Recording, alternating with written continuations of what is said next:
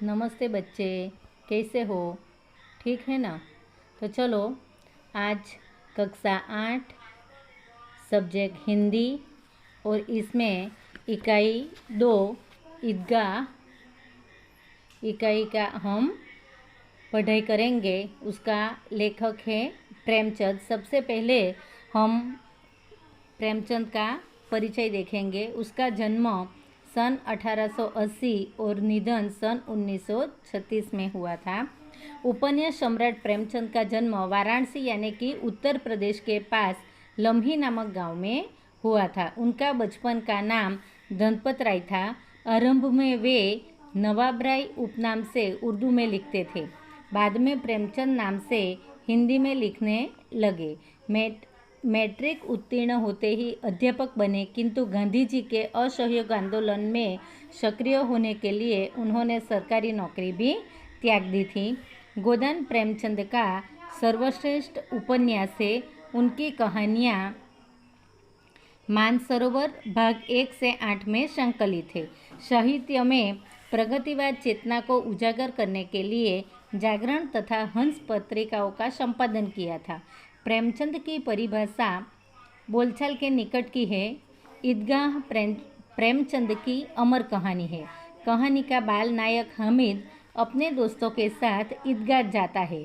जब अन्य बच्चे खिलौने और मिठाई खरीदते हैं, हामिद अपनी बाल सहज इच्छाओं का दमन करके अपनी दादी अमीना के लिए चिमटा खरीदता है।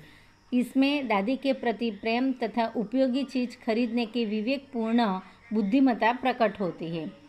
पाठकगण बालक हामिद के त्याग, सद्भाव और विवेक को देखकर भाव विभोर हो जाते हैं।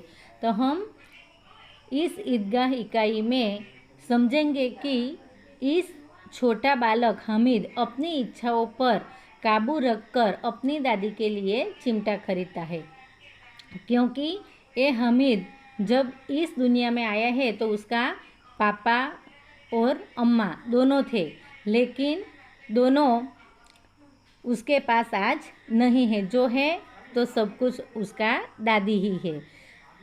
घर की स्थितियाँ भी अच्छी नहीं है और सभी बच्चे ईदगाह में जाने की तैयारी कर रहे हैं। रमज़ान महीने के पूरे 30 दिनों के बाद सभी गांव के बच्चे ईदगाह जाते हैं। तो हामिद भी अपनी दादी को ईदगाह जाने की इच्छा प्रकट करते हैं, लेकिन दादी का मन नहीं लगता। वो मना करती है, क्योंकि हामिद छोटा बच्चा है और उसके साथ इतने पैसे भी नहीं हैं जो हामिद को मेले से कुछ खरीदने के लिए और खाने के लिए दे सके। फिर भी बाल मानस हट से दादी उसको ईदगाह जाने की छूट देती है, लेकिन अंदर से दादी बहुत दुखी है, क्योंकि वह सोचती है कि इतना छोटा बालक है, सभी बच्चे के साथ अपने अपने माँ बाप सगा संबंधी सब है, लेकिन हामिद तो अकेला है और उसके पास नहीं खाने के लिए और नहीं कुछ पहनने के लिए है, तो क्या करे। लेकिन हामिद को खुश रखने के लिए वो हाथों कर देती है, लेकिन जब हामिद जाता है तो वापस नहीं आता। वहाँ तक उस दुखी हो रहती है। जब सभी बच्चे मेले में से तरह तरह की मिठाइयाँ, तरह तरह के खिलौने खरीदते हैं, लेकिन अपनी इच्छाओं पर काबू रखकर हामिद सभी चीज़ें देखकर छोड़ देते हैं।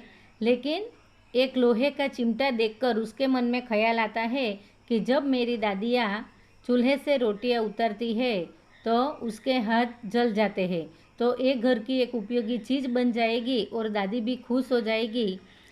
ऐसा सोचकर वह दादी के लिए चिमटा खरीदता है और जब घर वापस आते हैं और दादी को देते हैं तो दादी बहुत खुश हो जाती है। साथ साथ में हामिद को बहुत गुस्सा करती है, क्योंकि आपको मेले से कुछ वस्तु ही नहीं दिखाई दी कि लोहे का चिमटा लेकर आए। जब प्यार से हामिद ने कहा कि दादी, जब तू चूल्हे से रोटियां उतारती है तो आपका हाथ जल जाता है, इसीलिए मैंने एक घर की एक उपयोगी चीज़ समझकर और आपका अब हाथ भी नहीं जलेगा, ऐसा बोला तब दादी की आंखों से अश्रुधारा बहने लगी। तो इस छोटे बालक के प्रति दादी का हमदर्द और हामिद का दादी के प्रति जो प्रेम भाव है वह हम इस इकाई में देखते हैं। चलो बच्चे, इस पाठ को अच्छी तरह से पढ़कर उसके शब्दार्थ जब कहा जाए तब लिख लेना और पाठ को दोबारा पढ़ जाने का।